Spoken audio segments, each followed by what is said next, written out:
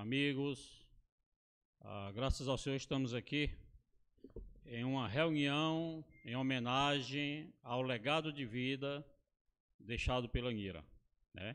Então está aqui eu, a Michele, eu convidei o Joel, que era o pastor dela, que cuidava, que serviu muito tempo com ela, e também convidamos a Josi, que prontamente veio nos ajudar aqui, para que nós pudéssemos desfrutar de alguns hinos.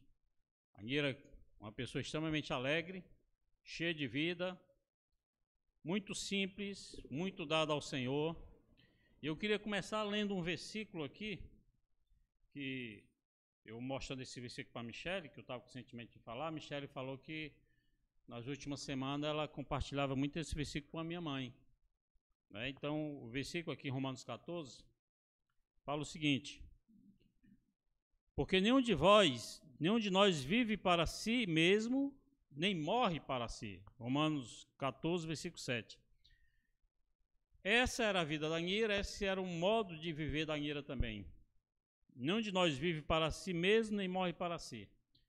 Nós cremos, nós que acompanhamos, né, todo o viver da Anhira, nós sabemos que ela não viveu para si mesma. Sempre foi uma pessoa muito dedicada ao serviço da igreja, na obra, dedicada à família, ao ponto dela negar tudo dela, negar a si mesma para poder servir aos irmãos e servir à família. Versículo 8 fala assim: porque se vivemos para o Senhor, vivemos. Se morremos, para o Senhor morremos. Quer, pois, vivamos ou morramos, somos do Senhor. Foi precisamente para esse fim que Cristo morreu e ressurgiu, para ser Senhor tanto de mortos como de vivos. Então, nós, apesar da ausência, da saudade, né, porque nós perdemos a presença física da Anhira, mas ela deixou um grande legado de vida, de exemplo para nós, e é por isso que a Michele e o Joel vão nos ajudar aqui a comentar conosco aqui todo esse legado de vida deixado pela Anhira. Amém, Joel? É isso aí, Josimar, amém, irmãos. Que o Senhor seja com cada um de nós nesse momento que estamos passando. Não é um momento muito fácil, mas nós somos pessoas que, como tem nesse quadro que está atrás, fé, amor e esperança, né? Eu acompanhei a Anhira desde o começo da sua vinda para a vida da igreja, né? Vivemos e convivemos, né? Eu quero, me peça a sua Bíblia aí, Josimar, por favor. Eu quero continuar com esses versículos que o Josimar colocou aqui em Romanos capítulo 14. Se vivemos, para o Senhor vivemos. Quando nós estávamos indo para o sepultamento, eu fui perguntando para o Senhor: Senhor, qual o versículo, qual a porção da Bíblia que o Senhor quer que nós possamos colocar ali naquele momento? E aí foi que o Senhor deu esse versículo: porque se vivemos, para o Senhor vivemos, e se morremos, para o Senhor morremos, quer pois vivamos ou morramos, nós somos do Senhor. Foi precisamente para esse fato que Cristo Jesus morreu e ressuscitou, para se tornar Senhor de vivos e de mortos. Apesar que nós cremos, né? Aqui a palavra diz morrem, mas os cristãos, eles não morrem, eles adormecem no Senhor, né? Quem dorme, um dia vai acordar, e com certeza um dia a nossa amada irmã Anhira vai acordar. Acordar dando glória a Deus. Dando glória a Deus. E aqui, olha só, versículo 9 diz: foi precisamente para esse fim que Cristo morreu e ressuscitou, para ser Senhor tanto de vivos e de mortos, né? Aí ele vai dizendo: tu, porém, por que julgas a teu irmão, e tu, por que desprezas o teu? Pois todos comparecemos perante o tribunal de Cristo. Como está escrito: por minha vida, diz o Senhor, diante de mim se dobrará todo joelho, e toda língua dará louvores a Deus. Assim, pois, cada um de nós dará contas de si mesmo a Deus. Graças ao Senhor, né? Nossa irmã um dia vai acordar e ela vai dar louvores ao Senhor pela vida que viveu. Nossa vida aqui hoje é uma vida de semear, nós estamos semeando, né? Nós mesmos hoje somos uma semente, Josimar, né? Chechel, desculpe, relatei o apelido, né, dela, olha. Então, aí, né, a Josi e os demais irmãos que estão aqui, né? Então, ela foi semeada, e essa semente agora ela vai brotar, né? E um dia ela vai sair, né, de um corpo de glória. Josimar, irmãos, olha, quando você coloca uma semente ali na terra, aquela semente parece tão insignificante, tão pequenininha, mas quando você semeia, de repente, rompe-se a casca e aquela frágil plantinha começa a brotar, crescer, e não tem nada a ver o corpo daquela plantinha com o corpo daquela semente. Mas por quê? E aquela semente, ela se revestiu de glória. Um dia o nosso corpo, Amém. ele será revestido de glória. Amém. Se nós já amávamos a Nira e gostávamos de estar na presença dela, quando ainda ela estava nesse corpo de semente, imagine no corpo de glória como que não vai ser esplendoroso, tremendo. Falta, não é não, Josimar? É verdade. Não é não? Olha, tem um hino que a Nira gostava muito, né? Que retrata muito a situação e a vida dela. O hino diz assim: simplesmente pela fé, cada dia que vier, em tormenta ou em paz, ama a Cristo e nada mais. Então, a nossa irmã Nira, ela passou por algumas tempestades, né? Mas ela não ficou na tempestade, né? Então, eu queria cantar esse hino com vocês. A Josi está aqui, o Felipe está aqui, e aí eles vão cantar. Esse hino é a vida da Nira, simplesmente pela fé.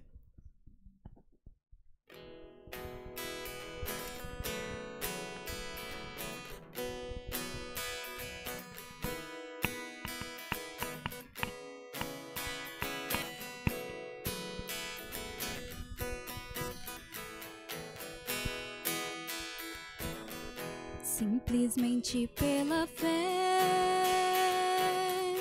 cada dia que vier,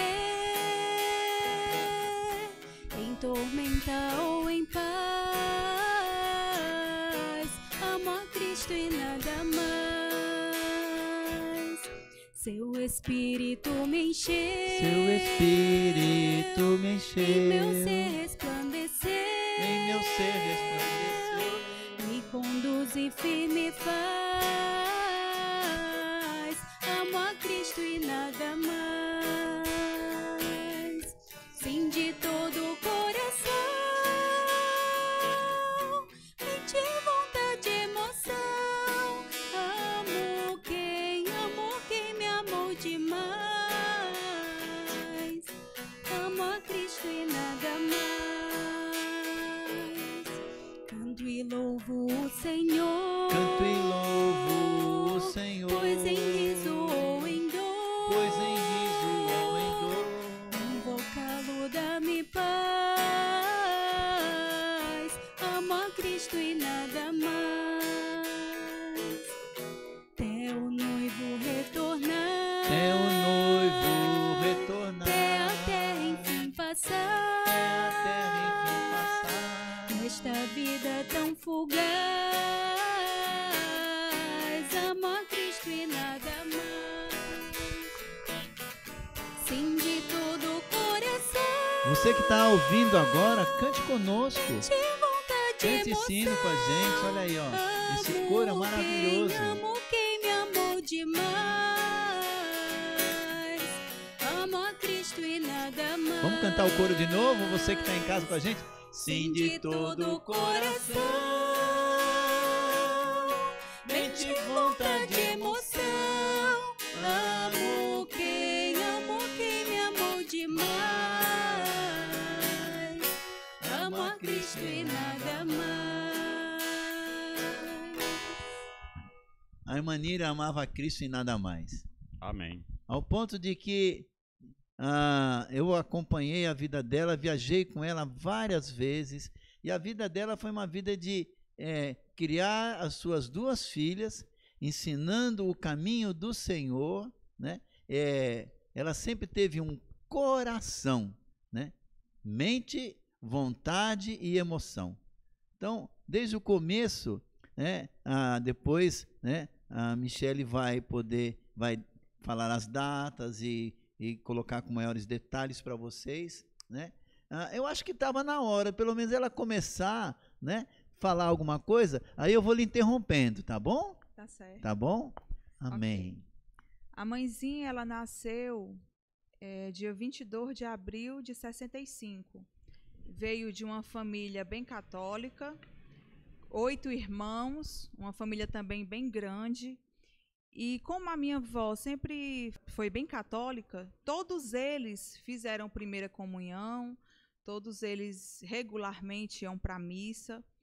E por volta de 77 foi a primeira comunhão da minha mãe. E logo em seguida, ela já começou a servir ao Senhor. Ela começou a ensinar as crianças, foi professora de catequese. E ali já foi um começo de uma vida de serva de Deus, né? Ela começou ali a servir ao Senhor. Quando foi em 86, ela casou-se com meu pai e tiveram 2 filhas, eu, a primogênita, e depois veio a Daniela, em 89. E meus avós paternos cederam a garagem da casa deles, lá no José Walter, e ali meu pai construiu nossa casa, que nós moramos por mais de 25 anos. Uma casa simples, nós sempre vivemos de uma forma simples, mas, por outro lado, também uma casa que sempre foi aberta para receber os irmãos e para receber a igreja, quando precisava de hospedagem, né? E quando a minha mãe ganhou o Senhor, foi no ano de 93, através da sua concunhada, a tia Anice, muitos irmãos a conhecem, a Anice Viana. Foi ela que, na época, era casada com o meu tio, irmão do meu pai, e ela apresentou o Senhor ali para minha mãe. A tia me contando, ela até brincava, dizia que a mãe se escondia para ouvir, porque sempre ela batia na mesma tecla. Mas até que um dia ela aceitou o convite de visitar o local 1, né? Eu lembro que eu, criança, eu tinha 5 anos, a Daniela ia fazer 2 anos, e quando a mãe contava para a gente a conversão dela, ela sempre diz que foi muito atraída pelo serviço de crianças, que eu me sentia muito à vontade, eu ficava perguntando, e isso fez com que ela viesse mais vezes se congregar no local 1. E apesar dela achar muito estranho o invocar, ela disse que pensava muito em nós, né, nas filhas, e era um lugar onde nós tínhamos como crescer. E ali ela começou a reunir. Ela tinha formação pedagógica, então logo em seguida ela foi trabalhar no colégio da irmã Neide. E ali ela e a tia Nice falavam também do Senhor para a família da irmã Neide. E a irmã Neide é um raminho, né, um frutinho que a mãe também tem parte nisso. E por onde ela passava, ela gostava de pregar o evangelho, de deixar um pouquinho da semente. Outra coisa que eu lembro bastante dessa época, a mãe sempre gostou muito de ensinar, e ela sempre foi muito criativa. Desde o começo, assim que ela começou a reunir, ela logo assinou o jornal Árvore da Vida. E era uma festa, ela fazia uma festa para nós quando chegava do correio, e ela logo imprimia, né, ela tirava xerox na época, e chamava minhas amigas. A gente devia ter uns 8 anos, 7, 8 anos, ela chamava a vizinhança, colocava o Fruto da Vida e montava uma mini escolinha lá na área lá da nossa casa. E ali ela passava para as crianças, igual como passava para a gente, o Fruto da Vida, passava também as lições do jornal Árvore da Vida, e ali ela semeava por onde ela passava, né? E assim o Senhor começou a chamar. Quando foi nos meados dos anos 90, foi o primeiro chamamento, que foi o Expolivro. Os irmãos lançaram esse projeto do Expolivro e ela precisou viajar. E a minha avó sempre teve no coração que a minha mãe amava servir. Ela sabia desde a adolescência da minha mãe que ela amava servir ao Senhor. E ela nunca se opôs a ficar com a gente. Eu lembro que a mãe viajava muito, tanto para as conferências, como também ela viajou muito tempo no Expo Livro, e a nossa avó que cuidou de nós, né? Eu e a minha irmã, nós passamos um tempo morando com a minha avó, enquanto a minha mãe viajava. E desde então foi um chamamento atrás do outro. Logo veio a festa de Siló, em 1999. Depois, no ano 2000, surgiu o Projeto Arca, que ela até viajou com o irmão Joel. Deixa eu lhe interromper. Antes do Projeto Arca, né, nós estamos tendo uma conversa aqui em um ambiente muito gostoso, que é um ambiente onde ela amava, é um ambiente do Bucafé. Nós já vamos também contar essa história. Eu acho que essa reunião, você se prepare no seu sofá, que nós vamos ficar muito tempo aqui conversando sobre essa questão, porque não, é uma vida, merecia um filme. Olha, aí veio o chamamento do CA. Fora ela já ter viajado, né?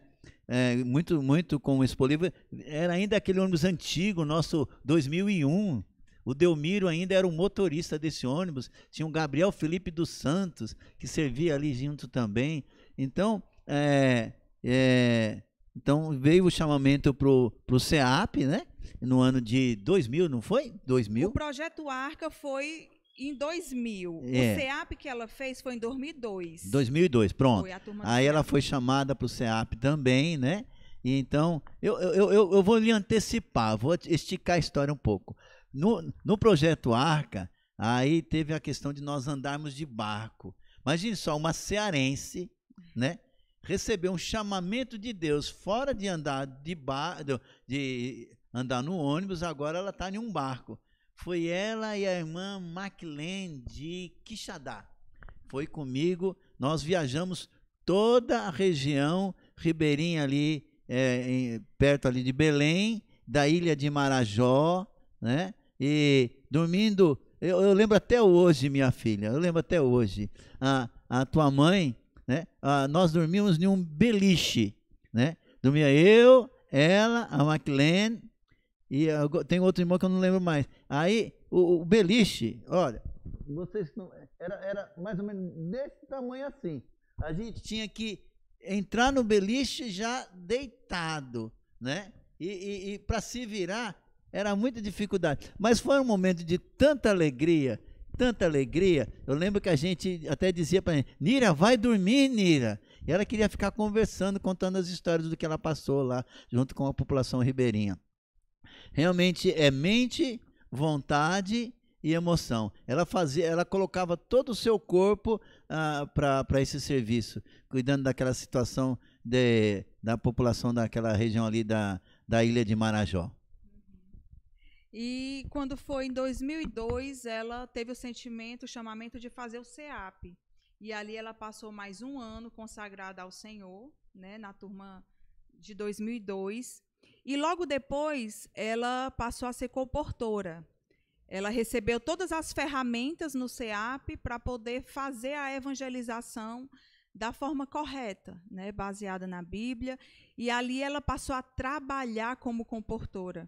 Nessa época, os meus pais, eles já haviam se divorciado e foi onde a minha mãe conseguiu a renda para nos sustentar, né? Meu pai tinha uma outra família, então ele pagava a nossa escola, nós sempre estudamos em colégios particulares e a minha mãe tirava toda a parte do restante do sustento através da comportagem. Ela tinha o horário dela realmente de trabalho, saía pela manhã, voltava no final da tarde. E nós crescemos vendo esse modelo, né? Quando foi por volta do ano de 2004, ela foi chamada para servir na igreja em Fortaleza. Ela passou a trabalhar no escritório da igreja, na Rema. E ela sempre foi tão intensa em tudo que ela fazia que ela teve a ideia de fazer faculdade. Minha mãe se formou em administração, pensando em ajudar o trabalho dela, né? Ela queria dar o melhor para o Senhor. Então, ela fez faculdade de administração e trabalhando, né, na igreja. Os irmãos também sempre foram muito abertos para ela, tirar dúvida, toda essa parte. Então, ela aprendeu muito também na parte administrativa. E, logo em seguida, outro chamamento. Entre uma conferência e outra, sempre o Senhor colocava um chamamento no coração. E foi na época que surgiu o chamamento do Bucafé. E a minha mãe, ela mesmo na simplicidade, mesmo na humildade, mesmo tendo uma casa simples, ela teve a ideia. Nessa época eu já tinha casado, a minha irmã também já estava prestes a casar, e ela quis fazer o Bucafé caseiro na casa dela, onde ela fazia ali algumas alimentações rápidas, sopas, bolos, e ela tinha sempre muito forte esse encargo da comportagem e apresentava os livros ali para toda a vizinhança, né? Colocou um totem lá na nossa casa com o nome Bucafé. E Nisso ali... eu vou entrar. Pode falar. Olha, nesse tempo, quando a Nira, nessa casa, por isso que é fé, amor, esperança, é mente, vontade e emoção. Por quê?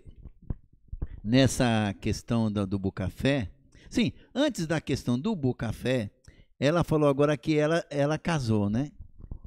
Casou com o Ranulfo, né? Nosso amado irmão Ranulfo. E o Ranulfo, né? Conhecendo bem a sua sogra, gostava muito de agradar a sua sogra, certo? Né? Como todo bom genro, né? Ganhe o coração da sua sogra. E ele ganhou o coração da sogra, né? Aí o que acontecia? Ele sabia que ela gostava muito de um chocolate, né? Ele vinha, trazia aquele chocolate, né? E era um chocolate chamado o quê? Talento. Talento. E ela pegava aquele chocolate, talento, e saía cantando dentro de casa. Um talento. É um hino, né? E ela gostava muito desse hino. Irmãos, nós preferimos ter essa comunhão de uma maneira alegre, porque esse era o coração da Nira. Era um coração de alegria. Ela pegava aquele chocolate e saía cantando. Dançando no meio da casa, cantando com aquele chocolate. Não era assim? Desse jeito. Um talento. E aí agora a Josi e o Felipe vão cantar esse Um Talento. Se és membros, tens dom. Se tens dom, tens função. Deves te exercitar e mais graça ganhar. Deves te exercitar e mais graça ganhar. Um talento o Espírito nos deu. Ganha outros pra reinar no reino seu. Ganha outros pra reinar no reino seu. Com mais graça em teu ser, pode a vida crescer. Vai tornar-se teu dom ministério, então. Vai tornar-se teu dom ministério, então. Ministério o Senhor nos concedeu para o corpo cumprir cabalmente o teu. Para o corpo cumprir cabalmente o teu. É por teu ministrar que Deus pode operar, mas as operações só na igreja se dão.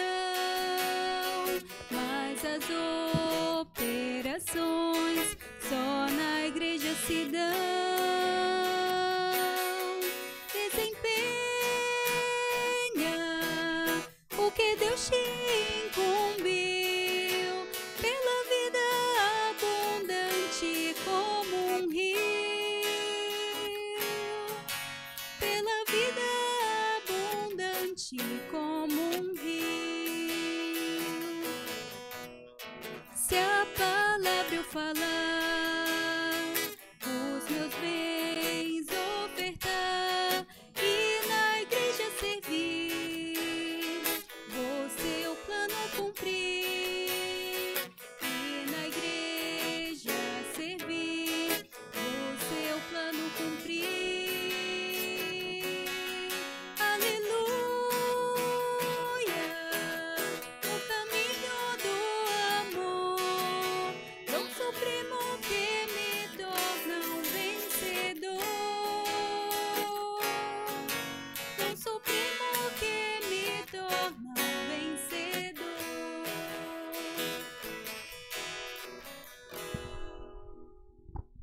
E ela saía cantando esse hino dentro de casa, né? Com aquela barra de chocolate trazida pelo seu genro. Aí quando o genro pediu a mão de casamento, só podia dar, não é não? Esse homem é muito esperto, né? Essa era a vida da irmã Nira. Não vivia para si mesmo, né? E esse encargo do bucafé ali na casa dela, como a nossa irmã Michele mesmo falou, era uma casa simples, né? Era uma garagem, uma sala, um quarto, era uma cozinha, um quarto atrás e o banheiro. Eu conheço muito bem essa casa, porque eu morava em Juazeiro, e quando eu vinha de Juazeiro para Fortaleza, eu ficava hospedado na casa dela. Sabe assim? Não era aquela casa luxuosa, aquela casa... mas era um lar. Era um lar. Você se sentia muito bem naquela casa, né? Era muito agradável. E aí, quando começamos a fazer o bucafé, ela não tinha recurso, eu não tinha recurso, nós não tínhamos recurso, mas nós tínhamos um coração. E nós não vivíamos para nós mesmos, né? Eu lembro, ela não vivia para si mesma. Então, fazendo bolo, fazendo os salgadinhos dela, e foi quando ela começou o bucafé. Foi o primeiro, olha aqui, ó. Foi o primeiro bucafé do Ceará. Foi o primeiro bucafé do Ceará.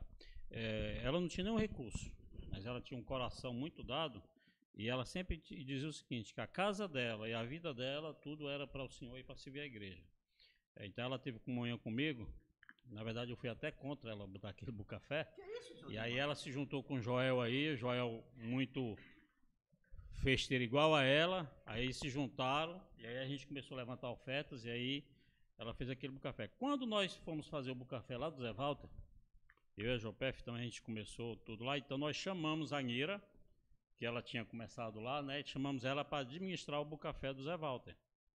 E tu só acredita, Joel, que o bucafé já era tão conhecido que uma vez a gente foi abrir a conta do bucafé lá no Bradesco, e aí quando o gerente viu o nome, bucafé, ele disse, eu já conheço o bucafé e tal. Então a imagem que ele tinha do bucafé,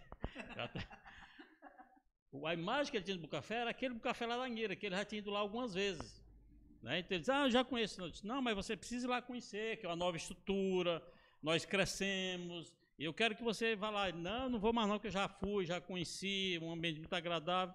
A imagem que ele tem até hoje é lá da casa da Nira. Então já era conhecido lá no Zé Walter o bucafé pela Nira. Né? Então assim, sempre foi uma pessoa muito, muito dada. E a Michele, começando a falar desde a data da conversão dela, hoje quase toda a nossa família está na igreja, e a Nira foi a primeira a vir para a igreja. E eu mesmo sou um desses frutos. Ela começou a falar da igreja para mim nos meados de 94, e em 95 eu comecei a reunir, né, também como um desses frutos da Nira, porque ela sempre teve um encargo muito grande pela pregação do evangelho, pela literatura. Essa era a vida da Nira, né? Mas aí pode continuar, Michele. Sobre essa questão dela realmente viver para o Senhor, né? Ela sempre me criou e criou a Daniele também com esse foco. Sempre mostrava para a gente que esse era o caminho. E, assim, a minha mãe, o que ela falava muito para nós, não era só você conhecer a Bíblia, né? Mas era você viver. Eu lembro que eu cheguei a uma fase adolescente, como toda adolescente, e eu falei uma vez palavrão em casa. E ela me botou para escrever Efésios, né? Não saia da vossa boca nenhuma palavra torpe, unicamente que for para edificação. E escreveu quantas vezes, minha filha? Foi mais de 30, com certeza. Então, até na hora de disciplinar, ela nos falava da palavra, ela nos fazia viver a palavra, né? E outra coisa também que me guardou muito na adolescência, ela sempre falava para nós, minha filha, eu não vou poder ir com você para a escola, eu não vou poder estar vendo o que você está fazendo o tempo todo, mas eu quero que você guarde uma coisa, um Provérbios que diz, os olhos de Deus estão em todo lugar, contemplando os bons e os maus. E aquilo não saía da minha cabeça. Quando alguém falava alguma coisa ou me chamava para algum lugar, mas ninguém vai saber, eu lembrava, mas os olhos de Deus estão em todo lugar. Então, ela sempre nos criou com essas bases bíblicas, né? E eu lembro que, antes de casar, eu tive no coração de fazer o CEAP, em 2006. E eu já estava praticamente noiva, eu tinha um bom emprego, né, para uma jovem de 18 anos, e eu queria fazer SEAP, e ela foi a minha maior incentivadora. Eu lembro que quando eu disse a ela, ela chorou muito e me deu uma Bíblia de presente. Uma nova, né, uma Bíblia muito boa, que tinha chaves bíblicas. Até hoje eu tenho essa Bíblia, eu guardo. E até hoje, assim, toda vez que eu olho para a Bíblia, eu lembro, né, que ela sempre não só conhecer, minha filha, não quer conhecer a Bíblia, mas viva, porque é isso que vai lhe salvar.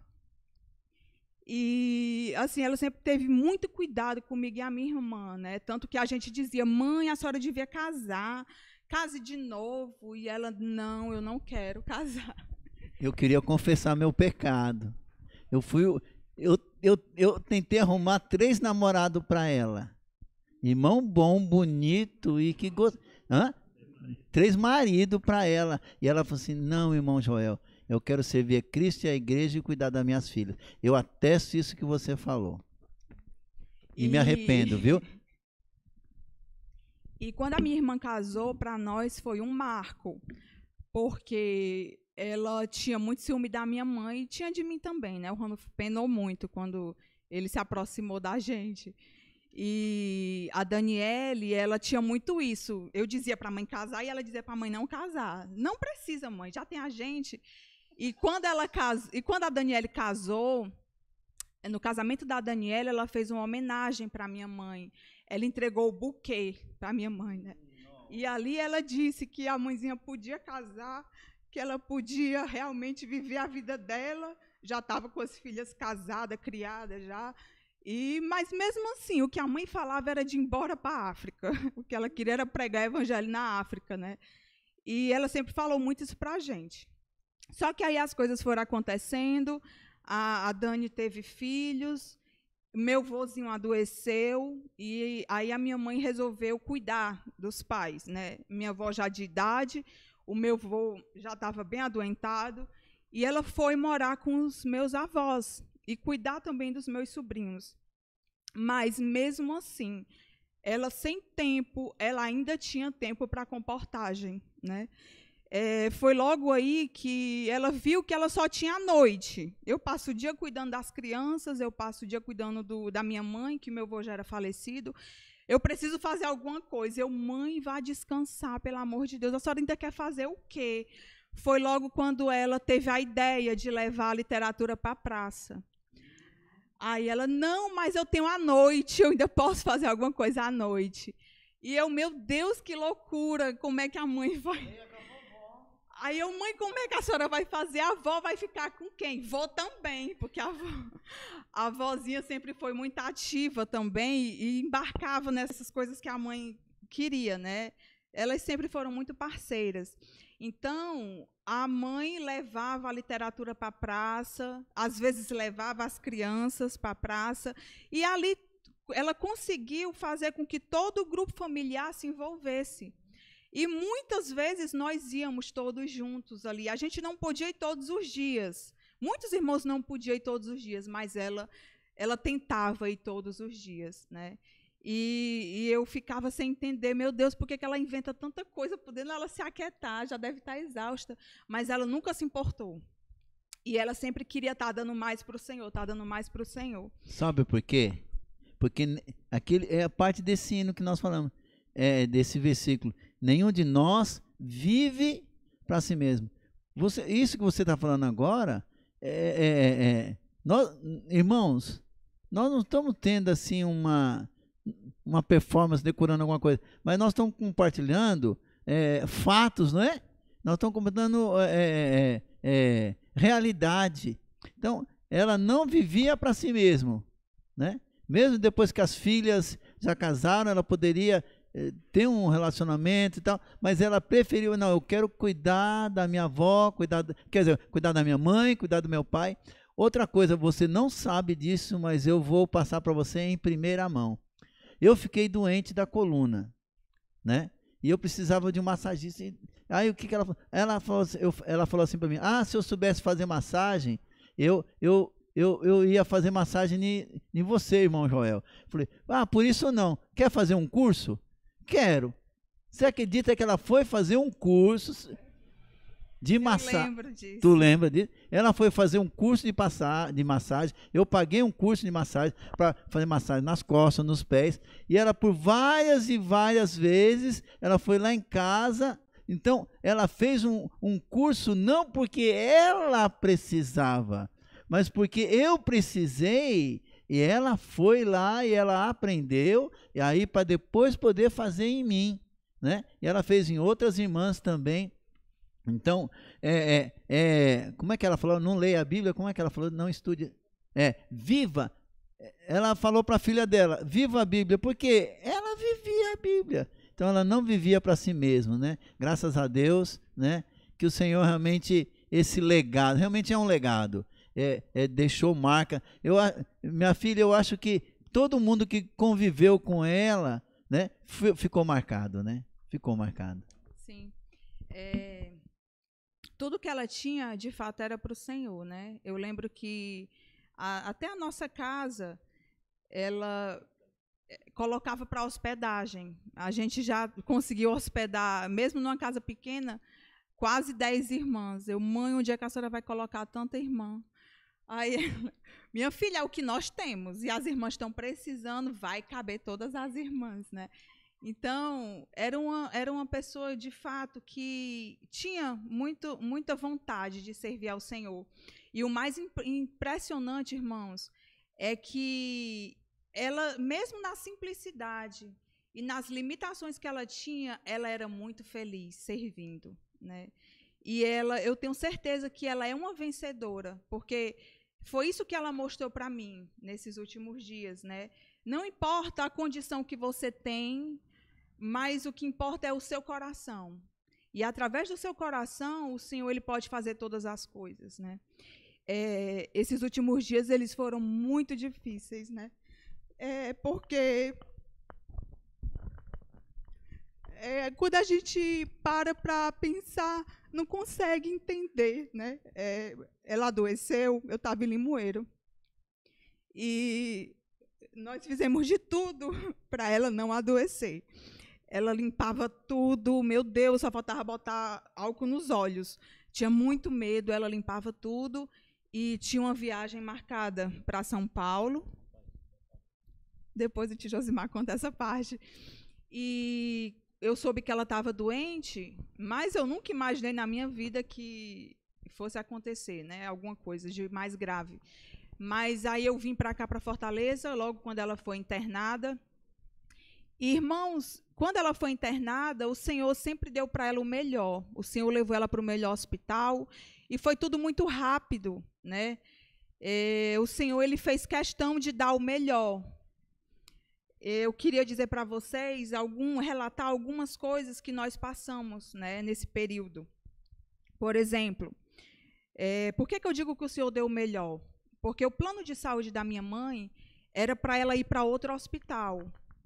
Mas a minha irmã, que estava fazendo todo esse trajeto com ela, viu que o hospital estava lotado, não tinha vaga, e começou a orar. E o Senhor levou ela para o hospital regional da Unimed. Era para ela ir para o Uniclinic. E a Daniele disse que elas começaram a orar e o Senhor fez com que ela entrasse lá. E rapidamente ela foi atendida, não teve burocracia nenhuma. Nesse mesmo dia, por providência do Senhor, foi o primeiro dia da nossa amiga Manu, médica na Unimed. Isso também a gente vê claramente a mão do Senhor, né? A Manu estava lá, logo quando a mãezinha foi internada, teve esse apoio, né? Eu até agradeço. E logo quando precisou de capacete, imediatamente, no mesmo dia, ela conseguiu um capacete. Quando precisou de UTI, horas, rapidamente ela conseguiu uma UTI. E a gente foi vendo ali a mão do Senhor em todos os detalhes, né? Aí a situação dela começou a se agravar na UTI, e nós começamos a orar por uma equipe médica. Senhor, nos dá uma equipe médica, e a família sempre foi muito grande, nós somos mais de 60 moradas, né? E cada um dando um palpite, pega esse médico, pega aquele, a gente não sabia o que fazer. A gente ligou para muito mais de dezenas de médicos e ninguém estava disponível. A gente já não sabia o que fazer, e os dias passando. até que nós conseguimos uma equipe médica. A médica era cristã, e ali a gente ficou muito feliz. Aí ela disse, Michele, eu vou só confirmar com o meu parceiro se ele topa, porque nós somos uma equipe, eu só pego se ele topar. E ali eu comecei a orar. Foi quando à noite ele me ligou, pessoalmente, esse médico. E conversando com ele, rapidamente o Senhor tocou meu coração e disse, eu quero esse médico. Ele muito rude, muito grosso. Olha, eu já peguei sua mãe no estado gravíssimo e começou a falar muita coisa negativa. E eu, Senhor Jesus. E o Senhor disse que queria ele, né? E imediatamente eu falei para o tio Josimar, esse médico, ele não vai ser fácil, mas o Senhor me disse que quer ele. E ali a gente começou a luta, né? De manhã eu tinha notícia da médica e à noite eu tinha notícia do médico. Ela intensivista e ele pneumologista. E a situação da mãezinha começou a se agravar. Nós fizemos um contrato inicial de 5 dias, que era o que eles trabalhavam, e os dias foram passando. Quando chegou no 5º dia, ele falou para nós, né? Ele falou para mim, ligou para mim e disse, olha, sua mãe não está apresentando nenhuma melhora. Ela está com oxigênio aqui em 100%, e o máximo, mesmo com oxigênio 100%, a saturação fica em 85%. 89% no máximo. Então, não tem o que a gente fazer. Ela não consegue pegar nenhum outro equipamento. Sinceramente, não tem o que fazer. Sendo que antes, assim que minha mãezinha adoeceu e foi internada, toda a minha família fez um propósito. Todos os moradas, sem exceção de nenhum. Nós fizemos um propósito de toda noite, 8 horas da noite, a gente se reunir no Zoom. E fazer oração, fazer louvores, e todo dia, 8 horas da noite, todos os moradas estavam no Zoom, né? Escondido da avó até. No começo ela começava a frequentar, só que aí as emoções dela não aguentaram e ela parou. Mas no início, todos nós. E o Senhor sempre me deu o sentimento daquele médico. Aí teve um dia que eu mandei para ele, uma vigília que nós fizemos. Eu mandei para ele 1h da manhã. O Senhor me incomodou e eu mandei a foto para ele. E eu disse, doutor, toda a minha família está junto com você. Não tenha dúvida de que o que o Senhor fizer, nós somos um, porque Deus está no controle. E mandei alguns versículos, o Senhor pode fazer infinitamente mais, e ele não respondeu, ele só visualizou. E a gente começou a se falar como se nada tivesse acontecido. Aí eu também deixei para lá. Quando deu o 5º dia que ele viu que não podia ter o que fazer, ele me ligou para desenganar minha mãe, né? Ele, olha, eu não tenho o que fazer, e se você quiser, você tem a opção de deixar na mão dos plantonistas, não tem problema nenhum, mas não tem mais o que a gente fazer. Eu quero que você tenha consciência disso. Aí eu disse, doutor, eu tenho consciência, mas eu vou dizer uma coisa para o senhor. Eu estou crendo mesmo contra a esperança.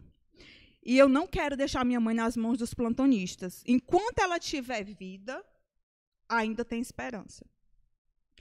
E nessa hora ele ficou calado, aí ele pegou e disse assim, olhe, inclusive, eu quero lhe dizer que eu vi que vocês estão fazendo reuniões, eu até mostrei para minha esposa, nós achamos muito bonito, e ele começou a elogiar ali, né? Ele disse que ele ficou muito tocado. Aí, quando ele falou isso, aí eu senti no meu coração de falar mais para ele, isso no telefone. Eu peguei e disse assim, doutor, eu vou lhe dizer quem é a minha mãe.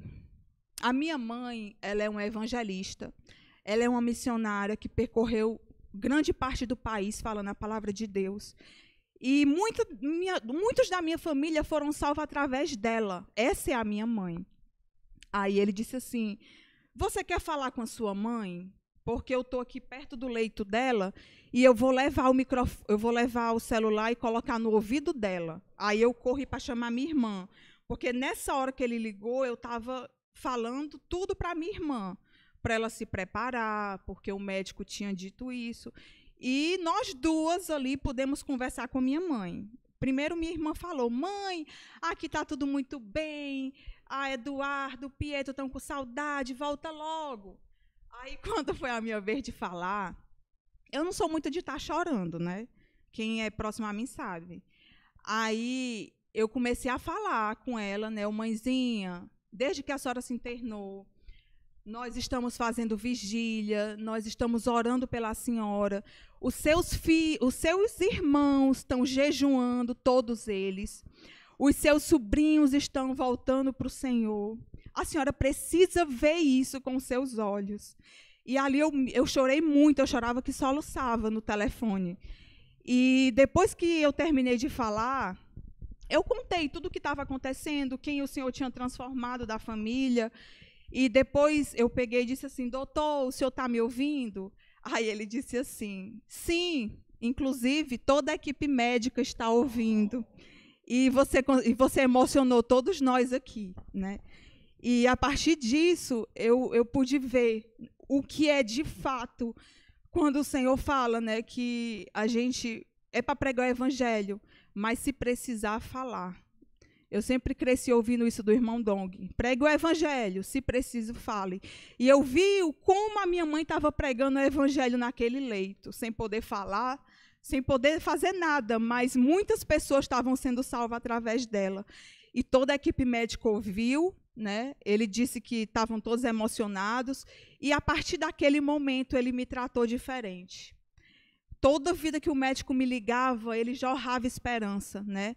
E outro fato interessante, ainda na equipe médica, foi a primeira vez que eu fui visitar minha mãe na UTI.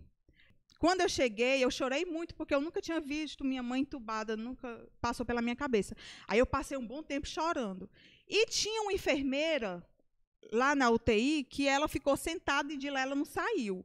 Aí eu meio sem graça, né, chorando, meu Deus, eu vou ter que orar com ela aqui, olhando para mim. Aí eu peguei e depois que eu chorei, né, mas eu vou orar assim mesmo. Aí eu fingi que ela não estava lá e comecei a orar, né? Peguei nos órgãos da minha mãe, comecei a orar. Depois eu saí, fui falar com a médica. Na visita seguinte, era para ser a minha irmã. Só que aí ela cedeu a vez dela para o Ranulfo, porque a minha mãe e o Ranulfo era mãe e filho. Ela sempre defendia ele do que eu. Enfim, aí ele pediu para ir, né? A Daniele, na hora, deixou. Não, pode ir, Ranulfo, pode ir. E o Ranulfo disse que fez a mesma coisa, né? Se emocionou quando viu e começou a orar. Orou por ela e tinha também uma enfermeira lá. Aí disse que orou, depois foi para o leito seguinte, porque lá na UTI eram 2 pessoas, ele orou também pela pessoa do leito, e quando ele terminou de orar, ele disse que a enfermeira disse assim: engraçado, você fala igual a outra moça que veio aqui outro dia. E aí ele disse assim: ela é a minha esposa. Ela é. Outro dia chegou um médico também e orou desse mesmo jeito. Eu acredito que foi o Paulo Ítalo, aproveito para agradecer, né? E como eles viram testemunho ali na minha mãe, né? E mesmo ela daquele jeito, ela fazia com que as pessoas vissem como ela era, o que ela representava para todos nós. E depois desse fato, quando o médico desenganou, né, a minha mãe, depois da ligação, essa ligação foi 5 horas da tarde, quando foi 7h45 da noite, eu já estava me preparando para entrar no Zoom com a minha família, ele me mandou uma mensagem. Era a saturação dela, ele mandou a mensagem do aparelho, tirou foto do aparelho, a saturação dela estava em 94. E ele tinha dito para mim que não tinha chegado a 89. E quando ele mandou aquela mensagem, rapidamente ele me ligou. Eu vi no meu celular, tinha várias chamadas não atendidas. Aí eu já fiquei gelada, né? Quando eu vi a mensagem dele, ele: olha, hoje ela apresentou uma melhora. Aí eu corri, liguei para ele. Aí eu: diga, doutor, olhe, eu quero lhe dizer que eu e a doutora Georgia aqui, nós jogamos os nossos livros de medicina para cima, eu mexi aqui no ventilador mecânico e está aqui, a saturação dela está em 95. Se ela continuar desse jeito, nós vamos fazer hemodiálise e vamos colocar ela no ECMO, que é o aparelho, né, dos pulmões. E ali nós fizemos uma vigília, foi a nossa primeira vigília familiar, onde a gente disse, não vamos deixar ela lutando pela vida sozinha, vamos estar guerreando junto com ela nessa batalha. E ali nós montamos uma vigília e passamos a noite ali na vigília, até 5 horas da manhã. E do mesmo 6 da manhã. E do mesmo jeito, eu mandei foto dizendo que toda a família estava junta e que o que ele resolvesse fazer, ele podia fazer, porque nós sabíamos que ele estava sendo guiado pelo Senhor. E, a partir dali, a conversa com ele mudou. Ele ficou realmente uma outra pessoa. Sempre que ele falava comigo, ele falava com carinho, não era com ríspido como das outras vezes, né? E nós tivemos muitas experiências dessa forma no hospital. Amém. Eu queria dizer para os irmãos, para os familiares o seguinte: tudo está debaixo do plano de Deus. Deus está no trono, governando sobre todas as coisas. Então, até essa questão dessa doença, essa enfermidade da Anhira, nós fizemos de tudo para evitar. Primeiro que minha mãe e a Anhira passaram essa pandemia todinha trancada, sem receber visita, sem sair para canto nenhum. Só que agora, durante o carnaval, eles estavam com a viagem programada para São Paulo. Estava aí na Anhira, o Tiago, a Daniele e as 2 crianças, né? E aí eu me incomodei com aquilo, porque nessa época, lá em São Paulo, estava muito grande a pandemia. E eu chamei a Anhira para ter comunhão e disse: Anhira, eu não queria que você fosse para essa viagem, porque nos aeroportos é um risco muito grande de você pegar o vírus. E aí ela prontamente obedeceu e concordou. Ela só disse o seguinte: a sua grande dificuldade vai ser convencer o Tiago e a Daniele. Aí eu falei para ela: mas você obedece e abre mão dessa viagem? Ela disse: eu obedeço prontamente. Aí eu fui ter comunhão com a Daniele e o Tiago. Chamei eles lá, o Tiago lá na Alfa, e eu fui ter comunhão com eles. Eles também prontamente obedeceram. Já estavam com passagem comprada, tudo. Ele disse: eu vou ligar para minha mãe e dizer que nós não vamos mais. Ela vai ficar muito triste, mas prontamente obedeceram e abriram mão da viagem por conta do risco do contágio no aeroporto. Ou seja, tudo que nós podíamos fazer, nós fizemos. Quando ela adoeceu, rapidamente procuramos logo o tratamento, toda a medicação, tivemos muito cuidado com ela. E, sabe, mesmo durante a doença, depois ela está sendo medicada em casa, ela mandava alguns vídeos engraçados. Inclusive, a gente vai colocar o vídeo depois da transmissão aqui. Esse vídeo que a gente vai colocar termina justamente um vídeo dela falando, e ali ela já estava em tratamento, já estava com 5 dias de doente, mas sempre muito alegre e sempre dando bom testemunho, né? Dando glória a Deus. Então, assim, tudo está debaixo da soberania de Deus. Esse é o nosso Deus, que tem cuidado de nós, tem nos guardado, tem guardado a sua igreja. Eu queria falar uma coisa. Teve um momento também que o tio Josimar também foi visitá-la na UTI. Ele teve contato, né, com os médicos e tudo. Esses médicos, eles desenganaram, na verdade, 3 vezes. Uma dessas vezes que eles desenganaram a mãezinha, eu disse ao tio Josimar, o senhor quer esse cidadão. Vamos pregar o evangelho logo para ele, que aí a mãe vai e logo sai daqui. Aí, quando nós fomos, o tio Josimar orou por ele, né? Orou por ele, orou pela família dele, orou pela médica. E ele ficou tão impactado com aquilo, ele disse: rapaz, eu nunca tinha recebido uma oração assim presencial. Geralmente as pessoas dizem: Deus te abençoe, mas eu nunca tinha recebido assim uma oração, né? E nós vimos que, de fato, tudo foi soberania do Senhor. E eu queria falar para vocês a minha experiência pessoal como filha, depois de receber uma notícia dessa, né? Eu não é que eu não me conformasse, eu sempre soube, realmente a minha mãe sempre nos mostrou o que a Bíblia diz. E nesses últimos dias ela estava dizendo muito isso: se vivemos é para o Senhor, se morremos é para o Senhor. Irmãos, e eu tenho certeza, o que me conforta é a certeza e a segurança de onde a minha mãe está hoje. Eu tenho essa convicção de onde ela está, né? Mas, claro, é difícil você aceitar. Foi o que aconteceu comigo. eu, como muitos outros irmãos, tinha certeza que ela ia voltar, que ela ia continuar a carreira junto com a gente. Então, na minha oração pessoal, eu sempre dizia: Senhor, o Senhor não é homem para mentir, o Senhor tem as suas promessas e eu sei quais são as tuas promessas. Uma delas é: honra o teu pai e a tua mãe. A minha mãe, ela deixou de te servir para cuidar dos pais dela. Então, honra isso aí que o Senhor disse, e eu creio que o Senhor vai honrar. O Senhor também diz em Provérbios que a coroa dos velhos são os filhos dos filhos. A minha mãe precisa ver os netos crescerem. O Senhor tem que honrar a sua palavra. E eu ia sempre na base bíblica. Senhor, agrada-te do coração da minha avó. Lembra da minha avó, que tem servido tanto a ti, tantos anos orando. Não faz isso com a gente. Minha sobrinha, Senhor, acabou de passar por uma perda. Está fazendo terapia porque perdeu o vô no ano passado. O Senhor não pode fazer isso com a nossa família, né? Então, eu orava muito assim para o Senhor, nesse sentido, sabendo que Ele tinha a vontade dEle, mas também que Ele soubesse o meu coração. E eu sempre orava, batendo nessa tecla. Honra o teu pai e a tua mãe, porque eu sabia a história da minha mãe, né? Que ela sempre honrou os pais. E aquilo foi muito forte para mim, quando eu recebi a notícia que o Senhor tinha levado. Até o último momento, nem que ela fosse aparecer de um caixão, mas eu tinha isso no meu coração. O Senhor não vai deixar a gente morrer na praia, depois de toda essa luta, depois de tantos dias.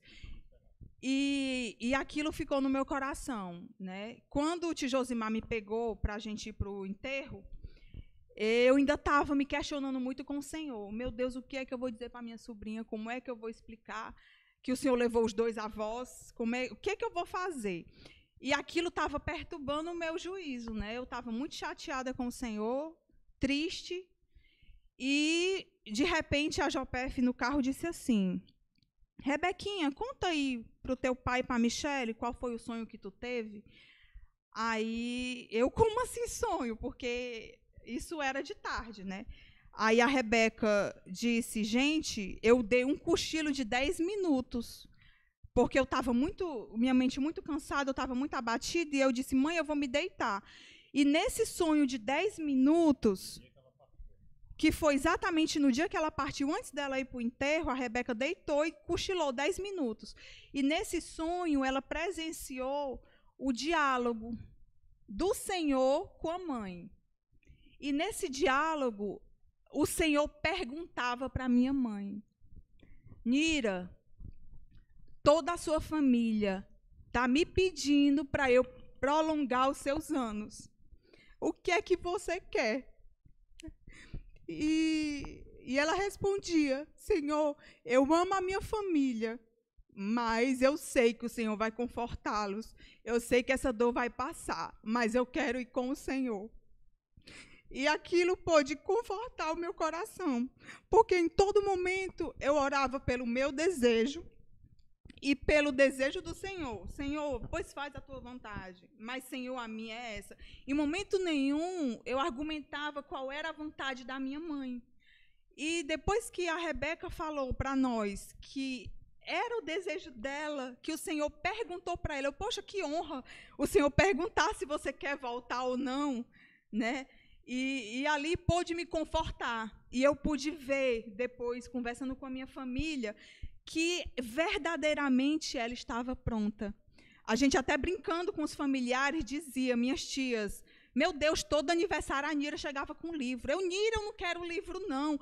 Mas é porque para ela era tão importante que ela queria dar para as pessoas, mas a minha família não aguentava mais os livros, né?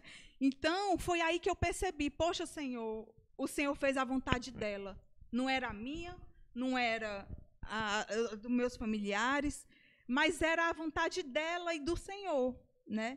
Então, eu pude me regozijar no Senhor, né? Nós temos uma tristeza física, quando lembra, mas ela deixou todo um legado. E todo o legado, se eu conseguir transmitir pelo menos 50% para minha filha, eu já vou estar muito feliz. Amém. É isso aí, nós queremos encerrar fazendo a oração, né, pelos irmãos que já estão enfermos. E nós somos gratos ao Senhor por tudo o que o Senhor preparou, né? o Senhor, Ele conduziu todas as coisas assim de uma maneira tão soberana. Embora nós orássemos, nós travamos uma verdadeira guerra com o Senhor de oração. Quero aqui agradecer todos os irmãos, muito, a igreja toda se juntou a nós em oração, fizemos as vigílias. José uma vez ficou até 3h30 da manhã com a gente cantando vários hinos conosco, a internet caía, voltava de novo. Então muitos irmãos se juntaram a nós nessa batalha. Lutamos, o Senhor tem uma vontade soberana, o Senhor é vencedor. Agora Ele conduziu tudo muito sabiamente, sabe? Nós tivemos uma festa com a Anhira recentemente, comemorando os 80 anos da minha mãe, que até então a gente pensava que fizemos um jantar lá em casa, muito gostoso. Por causa da pandemia foi só a família, né, só os filhos, e juntamente com as noras. E até então nós pensávamos que estávamos comemorando o aniversário de 80 anos da minha mãe. Hoje, eu tenho uma plena convicção, isso eu falei para os meus irmãos, o Senhor nos deu aquele momento, na verdade, para desfrutar ali da companhia da Anhira. E sabe quem passou o dia todo preparando tudo foi justamente a Michele, achando que estava servindo a sua avó, mas na verdade estava servindo a sua mãe. Foi um momento muito alegre que a Anhira teve com toda a família. E quando ela adoeceu, a Daniele, né, teve o privilégio também de servir justamente no hospital. Então o Senhor conduziu todas as coisas muito soberanamente. Então nós queremos encerrar orando, né, por alguns irmãos que ainda estão enfermos. Amém, Joel? Então tu encerra com essa oração. Então eu queria deixar aqui meu agradecimento a toda a igreja que se juntou conosco.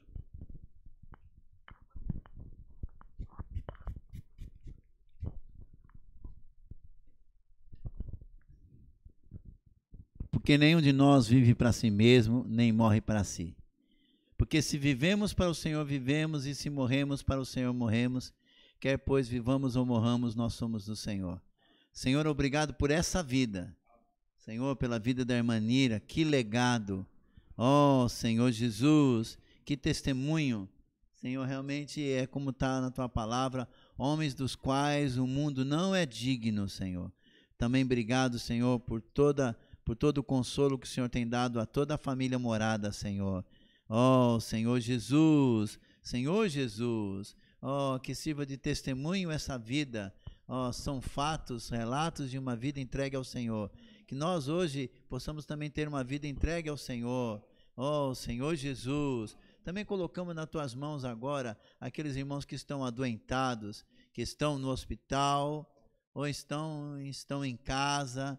Senhor, proteja-os no seu corpo, na sua alma e no seu espírito. Oh, Senhor, hoje nós temos a fé, nós temos o amor dos irmãos e o nosso amor para com os irmãos, e nós também temos a esperança. Muito obrigado, Senhor Jesus. Oh, Senhor Jesus, a Ti toda a honra, toda a glória e todo o domínio. Meus irmãos, muito obrigado por esse tempo de estarmos juntos aqui. Nós não queremos ser, assim, levianos, não queremos ser, me falta a palavra, nós queremos só ter uma comunhão aqui no Bucafé, aqui da Lauro Maia, tendo esse momento com os irmãos. Choramos, mas estamos alegres, né? Nós somos um paradigma, não sei, né? Nós choramos, nós rimos, nós choramos. Aleluia. Eu tenho certeza que lá no céu é uma grande festa ao receber esses irmãos. Receber o irmão Juraci, receber o Milton, receber a Anhira, né? Receber vários outros irmãos que dormiram no Senhor. Jesus é o Senhor, amém? Que a graça do Senhor seja com todos vocês. Amém. Nós preparamos um vídeo para relembrar alguns momentos, né? Realmente a minha mãe, ela era cheia de talentos, ela servia em vários serviços, e nós fizemos com carinho um vídeo, né, que os irmãos possam relembrar alguns momentos dos serviços juntos, alguns familiares também, sempre foi muito alegre. E eu espero que os irmãos gostem, realmente nós vamos guardar como uma boa recordação, né? E se o Senhor permitir, em breve nos veremos no reino.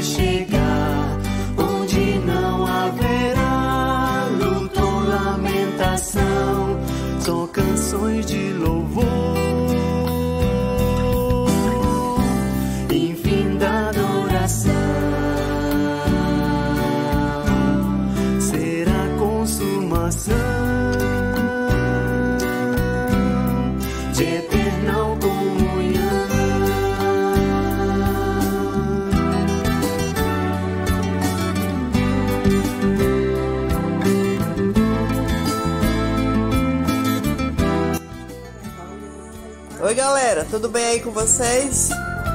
Tô só aqui na graça, glória a Deus. Tô passando pela prova dando glória a Deus, aleluia. Jesus é o Senhor, se cuida, negrada.